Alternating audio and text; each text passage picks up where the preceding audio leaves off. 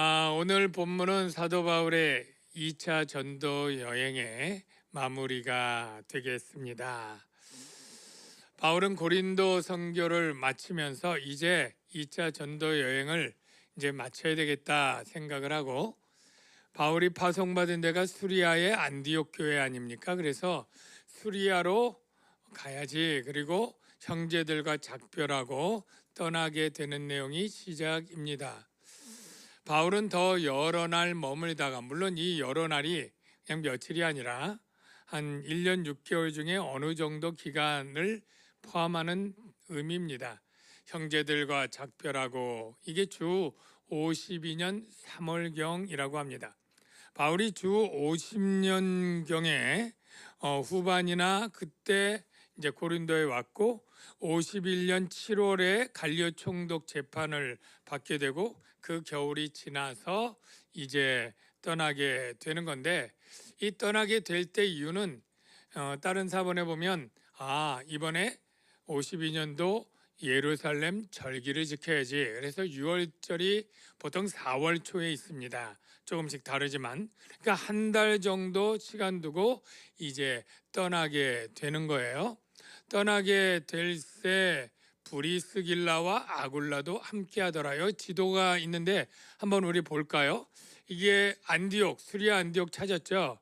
거기서 더베, 루스드라, 드로아에서 빌립보, 데살로니가, 그 다음에 베레아 쭉 내려서 아테네 갔고 고린도, 이게 끝난 거예요. 그래서 이제 고린도에서 수리아로 가는데 에베소라고 표현된 거는 정박하는 거예요. 배가 가서. 그래서 이렇게 돌아가게 되는 그 상황에 중요한 건 브리스길라와 아굴라가 함께 하더라, 이렇게 되는 거예요. 여러분, 브리스길라와 아굴라가 어떤 사람인지 기억나시죠? 원래 브리스가는 로마 사람이고 아굴라는 본도 유대인인데, 둘이 어떻게 이국자인데 결혼해서 로마에 있다가 글라디오 황제 때 유대인들 지긋지긋해서 로마에서 추방해서 고린도로 쫓겨왔잖아요.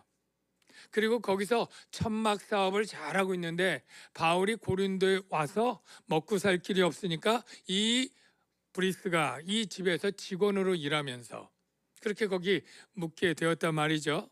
근데 바울이 안식일에 가서 회당에서 복음을 전하는 걸 듣고 이 브리스길라와 아굴라도 거기서 그 말씀 가운데 은혜를 받고 회심하게 되었다라고 보여지는 거예요. 근데 이 정도가 아니고 이에 브리스가와 아굴라가 바울이 에베소 갈 때 사업을 정리했다는 거예요. 직원들도 있고 퇴직금 주고 그거 다 정리하려면 이게 쉬운 일이 아니고 보통 결단이 아니지 않습니까? 근데 왜 그랬어요? 바로 그의 삶의 가치관이 바뀐 거죠. 전에는 그 사업이 제일 중요하고 1순위였지만 지금은 바울을 따라서 1순위가 주의 은혜의 복음을 전하는 일이다, 이게 1순위가 된 거예요.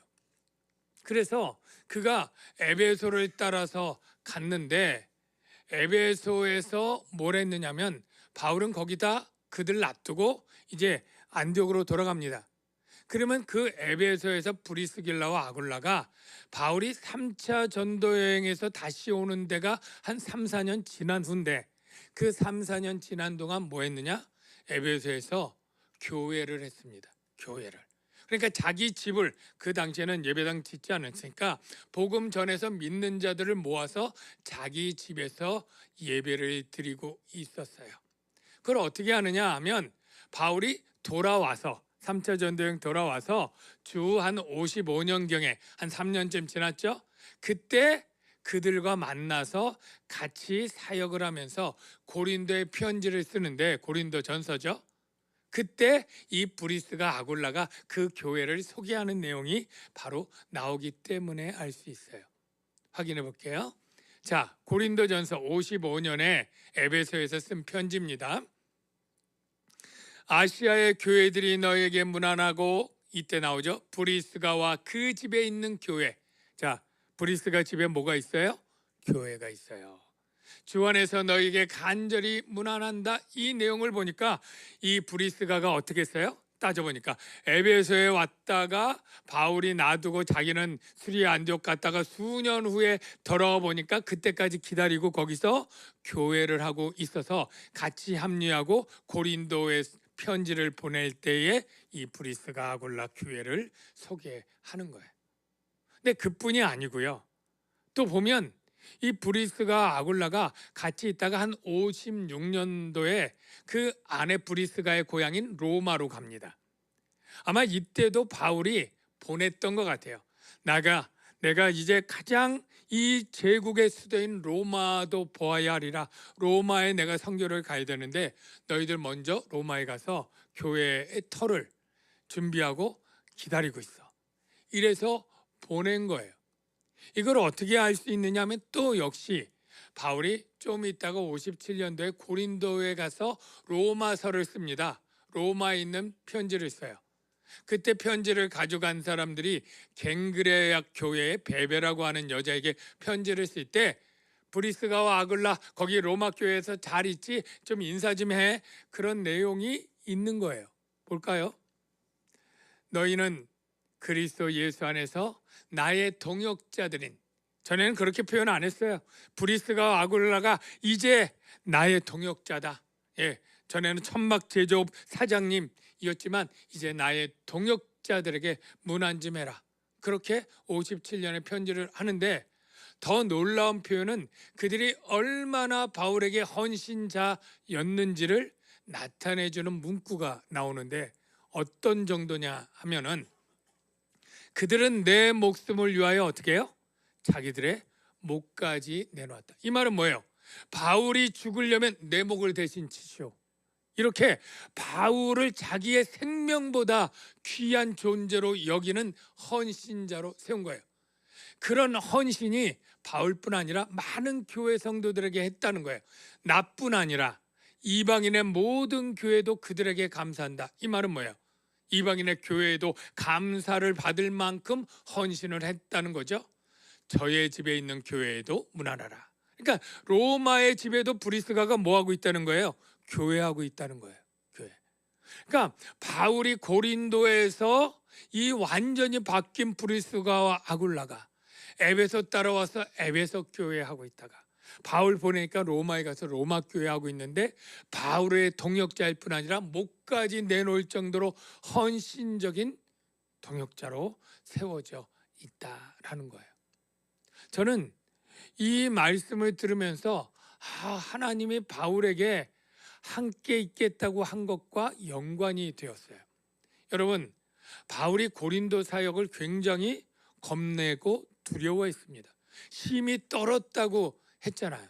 근데 하나님이 환상 가운데 바울에게 나타나서 이렇게 말했죠. 두려워하지 말고 침묵하지 말고 말하라. 내가 너와 함께 있으니 아무도 너를 해롭게 할 자가 없다 라고 했죠. 그래서 이 함께 있음의 그 증거 사건이 갈리오 총독이었죠. 하나님은 믿지 않는 이 갈리오 총독이지만 하나님이 함께 하심을 보여주는 사건으로 유대인들이 이 바울을 갈리오 총독에 고발할 때 누가 도와줘요? 이 갈리오가 바로 바울에게 아주 유리한 결정을 해줘서 바울의 전도 사역을 더 평탄하게 만들어 준 그러한 일을 했잖아요. 그리고 나서 하나님이 함께 하심이 또 없어요. 거기 정말 뭐 하나님이 동행하고 다니는 그런 것이 없는데 아굴라와 브리스가가 하나님이 함께 하도록 완전히 그를 180도로 헌신자로 바꿔서 보내준 하나님의 함께 하심의 사람들이라는 생각이 들었습니다. 미국의 어떤 신앙인 있는 그리스도인이 회사 일로 멀리 출장을 가게 됐습니다. 그는 흑인이었어요. 그래서 출장을 가서 호텔에서 주일날 아침이 되자 그 근처에 있는 교회를 물색해서 교회를 찾아갔습니다. 예배 시간에 들어가려고 했는데 거기서 사람이 나와서 그를 거절했습니다. 못 들어오게 했습니다. 여기는 백인들만 드리는 교회입니다. 당신은 들어올 수 없습니다. 그래서 그에는 예배 시간에 그 문 밖에서 계단에 쭈그려 앉아서 거기서 들리는 기도를 듣고 거기서 멀리 들리는 문 안에서 들리는 찬송을 부르면서 눈물을 흘리면서 그렇게 예배를 드리고 있는데, 가만히 보니까 옆에 흰색을 입은 아주 노신사가 딱 있으면서 묻는 거예요. 아니, 당신은 왜 예배 시간에 여기 있습니까? 그래서 내가 이렇게 들어가고 싶었는데 흑인이어서 못 들어가고 여기서 이렇게 예배드리고 있어요. 근데 가만히 보니까 그 사람은 예수님이었는데 이렇게 얘기를 했습니다. 나도 이 교회 아직까지 한 번도 들어가 본 적이 없습니다. 라고 얘기를 했대요. 제가 이걸 우스개 얘기로 그냥 잘 알려진 예화인데 한 이유는 바로 우리 하나님이 함께 계심은 때로는 사람의 모습으로 온다는 거죠. 꼭 그렇게 변화됐다는 게 아니라 하나님의 성령으로 충만한 사람들을 함께 있게 하심으로 그 하나님의 함께 하심이 이루어진다는 것이죠. 예수님께서 마태복음에 보면 양과 염소의 비유를 하십니다. 그런데 그 양과 염소의 비유에게 상과 벌을 주는 기준이 뭐냐면, 내가 굶주렸을 때 나에게 먹을 걸 줬고, 내가 목마를 때 마시게 해줬고, 병들었을 때 찾아왔고, 옥에 있을 때 나를 도와줬다, 이런 얘기들을 하니까 다 그렇게 얘기를 하는 거예요. 우리가 언제 주님을 찾아가고 언제 먹을 걸 드리고 마실 걸 드리고 나 안 그랬는데요? 한편에서 그러니까 네가 내게 있는 이 작은 자에게 한 것이 곧 내게 한 거다, 이렇게 얘기를 합니다. 그 내용이 여기 있죠. 내 형제 중에 지극히 작은 자에게 한 것이 내게 한 것이다. 저는 이렇게 얘기할 것 같아요. 주님 함께 한다 그러더니 언제 제 옆에서 함께 했습니까? 라고 바울이 묻는다면, 내가 그때 갈리오를 보내서 너와 함께 했고, 브리스길라와 아굴라를 통해서 너와 함께 했고 같이 하게 했노라. 여러분, 제가 2부 때는 그런 인사를 얘기했어요. 바로 이제 야곱이 에서를 만났을 때 이렇게 말합니다. 형님의 얼굴을 보는 것이 곧 하나님의 얼굴을 배우는 듯 합니다. 저는 우리 옆에 있는 사람들, 가족일 수도 있고요, 같은 세론일 수도 있고요, 같은 대원일 수도 있어요. 하나님이 꼭 나와 함께 있어야 함께 있는 게 아니라, 내가 그때 그 집사를, 그 권사를, 네 아내를, 남편을, 자녀를 내가 보내서 너와 함께 있었다 할 수 있을 것이다 생각합니다.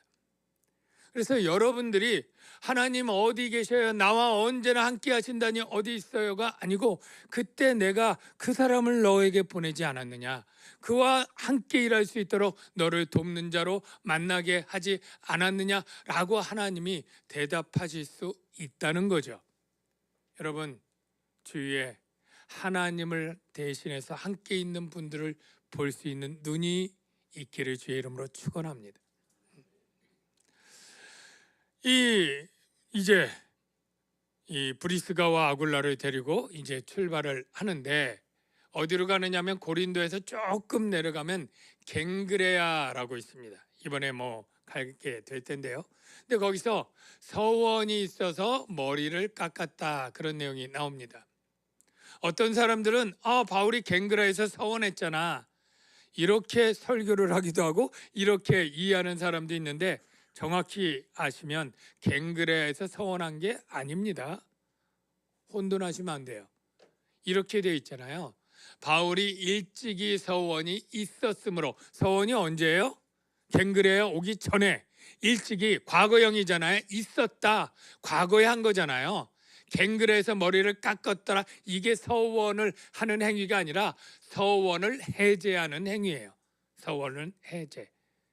그래서 자기 몸을 구별하여 하나님께 드리는 표, 즉 나시리는 서원을 할 때 세 가지, 좀 이따가 나오지만, 포도주 안 먹고 그 다음에 시체 가까이 하지 않고 그 다음에 머리를 자르잖아요.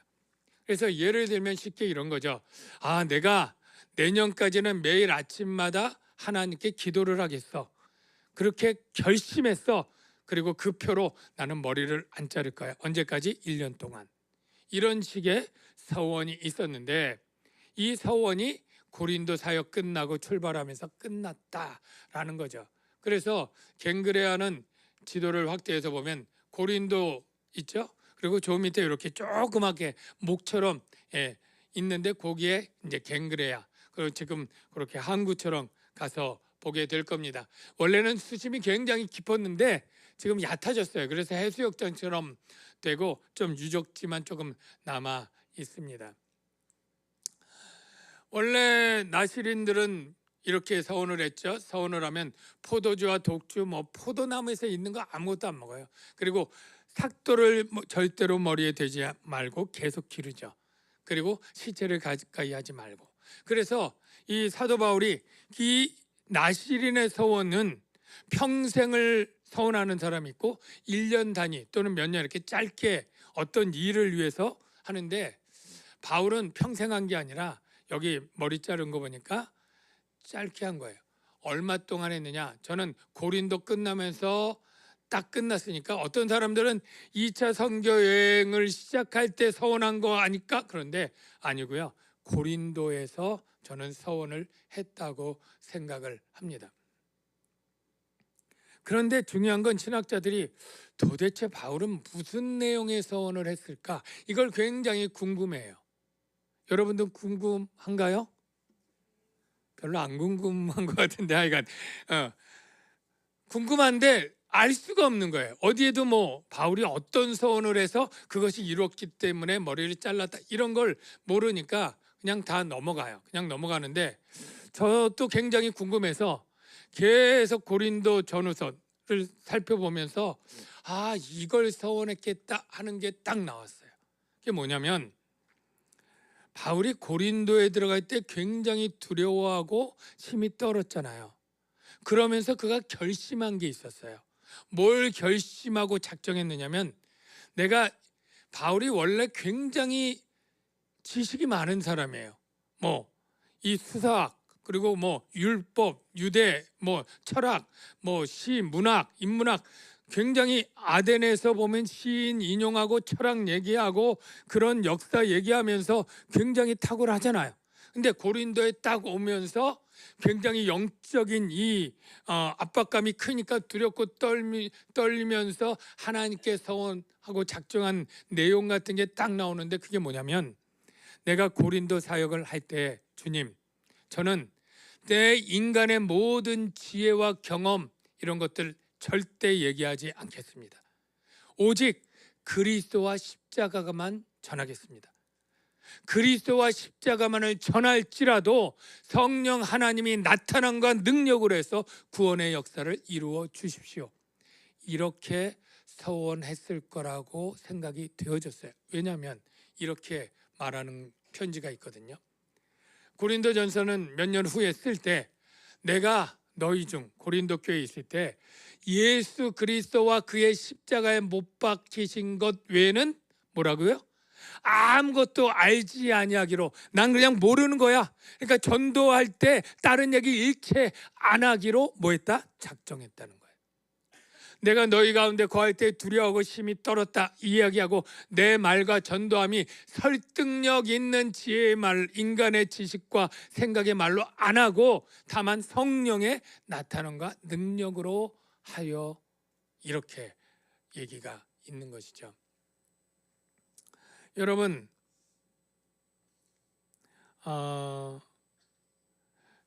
이 서원을 바울이 잘 지켰다는 것 같아요. 그러니까 이 아데네처럼 바울은 여기서 막 자기가 배웠던 율법, 철학, 인문학 그런 것들을 가지고 아주 말을 멋지게 설교를 해서 그들을 감화하고 감동시켜서 고린도 교회를 만들지 않고 오직 예수 그리스도의 십자가 사건만을 전할 때 성령의 역사와 은사와 기적으로 말미암아 그 고린도 교회 성도들이 회심해서 들어오게 되었다라는 거예요. 바울은 서원을 지키고 떠나면서, 고린도 교회 성도가 꽤 많습니다. 나중에 고린도 전후서에 보면 고린도 교회 성도들 이름들이 굉장히 많이 나와요. 그 성도가 많은 거죠. 다 하나님이 그대로 이루어진 것을 감사하면서 떠나는데, 서원은 여러분 혹시 서원 이렇게 하시는 분 계신가요? 서원? 제가 신대원 갈 때 한 몇십 년 전이지만 그때 보면 가끔 신대원 온 그런 동기 중에 왜 왔냐 그러면 부모님이 서원 기도해가지고 하이소시 왔다는 사람들이 그 당시엔 꽤 많았어요. 우리 한국교회 초창기에 한나의 기도를 본받아가지고 내가 아들을 낳으면 바치겠습니다 뭐 이래가지고 그렇게 가는 경우들 꽤 많았는데 그때만 해도 지금은 별로 없을 것 같아요. 꽤 많았거든요. 근데 서원은 분명히 성경에 있습니다. 율법에 있는데 그건 반드시 지켜야 돼요. 서원은. 그러니까 여러분 절대 서원은 함부로 해서는 안 되고 경솔하게 해서는 안 돼요. 제가 뭐 자막이 있는데 이거 다 읽지 않아도 하여간 서원하면 다 이행하고 갓길을 더지하지 말라. 차라리 안 하는 게 낫다. 이런 내용들이 있습니다. 서원을 조심하게 해야 되는데 제가 몇 년 전에 한 청년이 우리 교회 왔는데 금요기도 때 왔고 뭐 이렇게 얘기하다가 기도 제목이 있는데 보게 되었어요. 근데 그 기도 제목 중에 굉장히 그 마음을 짓눌러서 힘들게 하는 기도 제목이 있다고 해요. 뭐냐고 물어봤더니 자기가 작정헌금을 한 게 있다는 거예요. 다른 교회, 우리 교회 아니고 다른 교회, 그 교회가 크게 건축을 했거든요. 그래서 건축할 때 자기가 그 집회 가서 작정을 했다는 거예요. 얼마를 했냐 그랬더니 1억을 했다는 거예요. 직장이 있냐 그랬더니 아직 직장 구하고 있대. 알바하고 있어요. 결혼도 안 했어. 아니 직장인들이 그거 모아가면서 1억 갖기도 어려운데 아직 직장도 안 한 그런 대학교나 졸업했을 이 아이에게 그렇게 작정할 수 있도록 분위기를 만들고 이런 게 너무 사실은 조금 안타깝더라고요.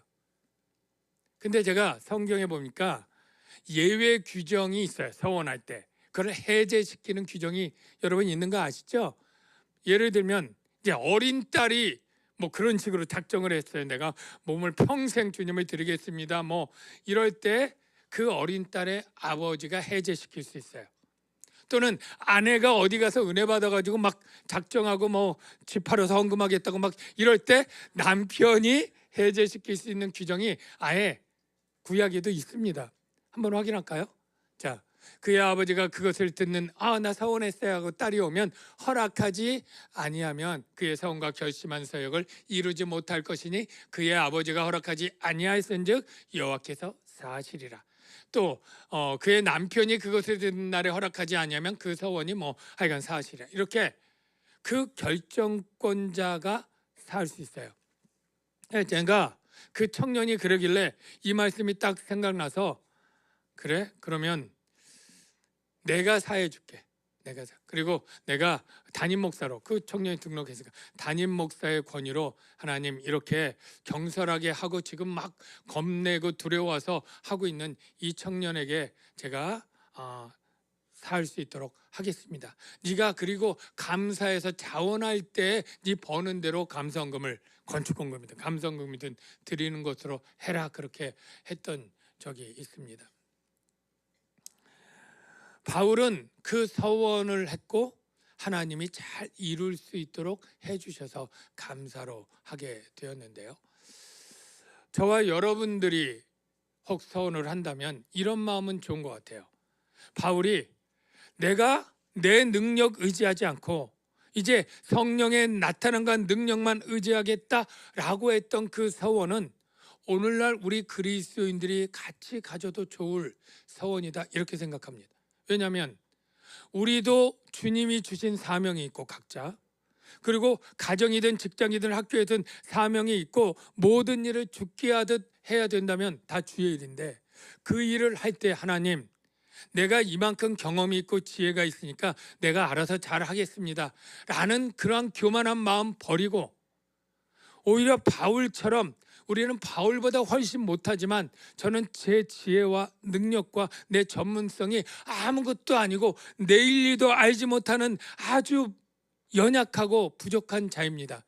저는 하나님만을 의뢰하고 하나님의 능력과 나타나심만을 의지해서 내가 주의 일을 하겠습니다. 이러한 마음가짐은 참으로 중요하고 의미 있다 이렇게 생각을 합니다.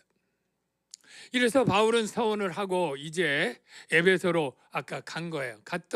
갔다가 이제 아굴라 프리스길라 놔두고 이게 며칠 정박을 하니까 그 에베소의 유대 회당에 가서 그 틈새에도 전도하겠다고 가서 유대인에게 변론하니, 변론이 뭐예요? 예수가 그리스도라고 너희가 알고 있는 이 구약의 모든 가르치는 대상이 예수다 이러면서 메시아를 증언했더니 웬걸 이 유대인들의 반응이 너무 좋은 거예요. 그러니까 야 바울 사도요, 가지 말고 다음 배로 가십시오. 아니 여기 머무르십시오. 막 이렇게 얘기를 하는 거예요. 그랬더니 바울이 허락하지 않고 계속 작별하면서 하나님의 뜻이면 너에게 돌아오리라 이러고 이제 출발해서 가게 되는데요. 그래서 에베소에서 출발해서 어디로 갑니까? 가이사랴로 갑니다. 가이사랴 항구에 가서, 그리고 여기 보면 본문에는 올라가 교회 안부를 물은 후에 돼 있는데 저게 예루살렘으로를 껴놨어요. 왜냐하면 올라가는 교회는 예루살렘 교회밖에 없어요. 여기 우리도 서울은 올라간다 그러고 지방은 더 높은 곳에 있어도 뭐 내려간다고 표현하는 것처럼 올라가는 예루살렘 교회. 그래서 예루살렘 교회 가서 안부를 물었다. 어떻게 보면 모든 교회의 모교회가 예루살렘 교회잖아요. 그러니까 내가 이렇게 뭐 유럽 쪽에도 내가 이방인들을 전도했다는 선교 보고하고 108km 떨어져 있어요. 갔다가 또 480km 떨어진 이 북쪽으로 올라가서 이제 수리아 안디옥으로 이제 도착을 한 거예요. 그래서 주 52년 여름에 도착을 했어요. 그리고 가을 지나면 배가 또 움직이질 못해요. 그래서 좀 쉬어서 겨울을 지나서 봄이 딱 되니까 바울이 어떻게 했느냐? 또 3차 전도 시작, 그리고 출발을 한 겁니다. 그래서 얼마 있다가 갈라디아와 부르기아 땅, 거기에 있는 도시가 다소, 더베, 루스드라, 이고니온, 피시디아, 안디옥, 1차 전도 여행지가 다 갈라디아 지역이죠. 거기를 다시 가서 내가 전도한 교회들이 믿음 생활 잘하고 있는지 한번 봐야지, 그리고 다 살펴봐서 굳건하게 했다 이렇게 되어 있습니다. 이걸 보면서 느끼는 것은 참 바울은 쉬지를 않는구나.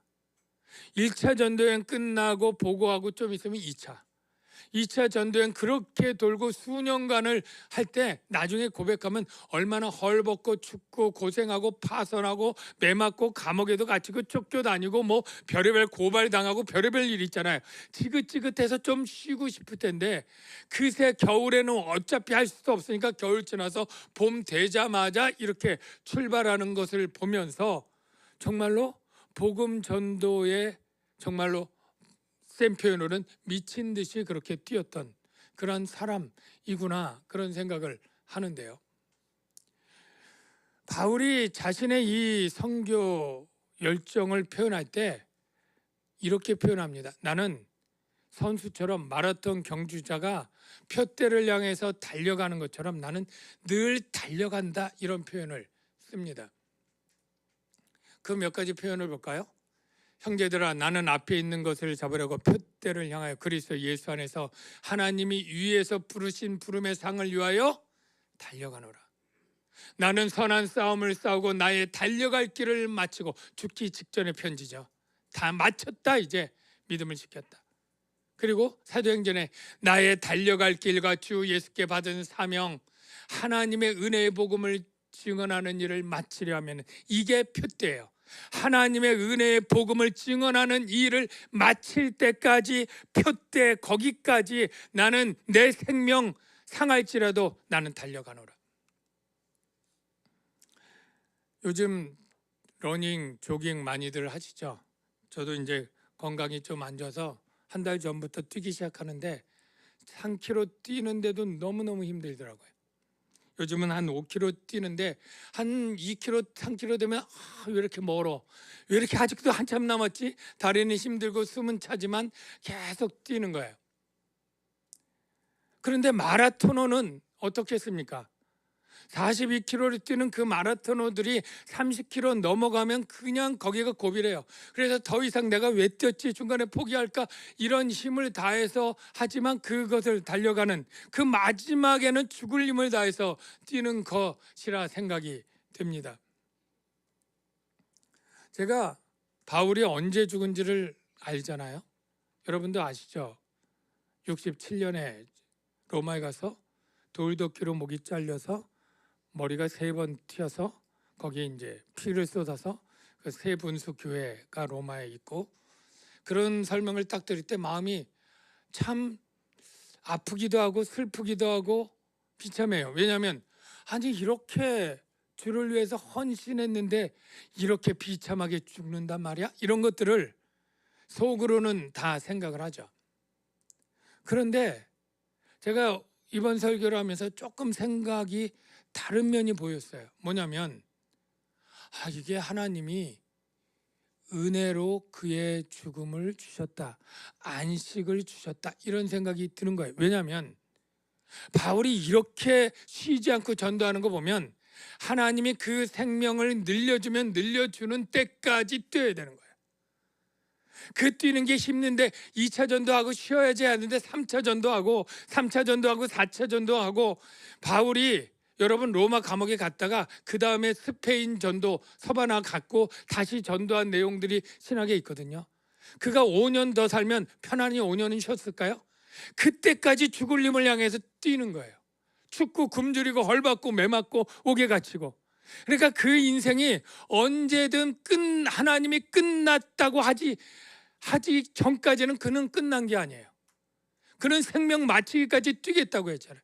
마치 마라토너의 3, 40km 마지막에 힘을 다해서 죽을 힘을 다해서 뛰는 그 바울을 보고 주님이 그래 이제 됐어, 너 충분해, 너 더 살면 더 고생이야, 더 뛰어야 돼, 이제 내가 그만 뛰게 해줄게 라는 의미로 그의 죽음을 허락하지 않았을까.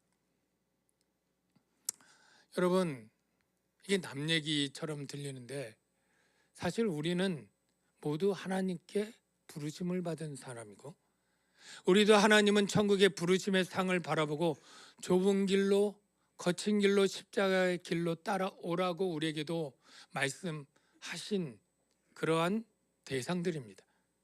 그러니까 우리도 그 길로 가야 되는 길이에요.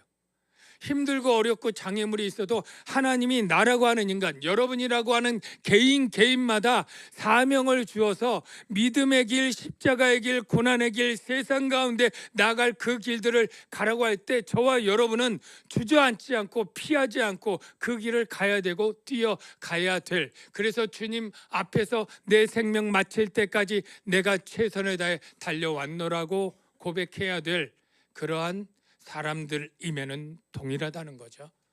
우리가 그 길을 잘 가고 있습니까? 성령님의 힘을 받아서 그 길을 잘 가야 될 줄로 믿습니다.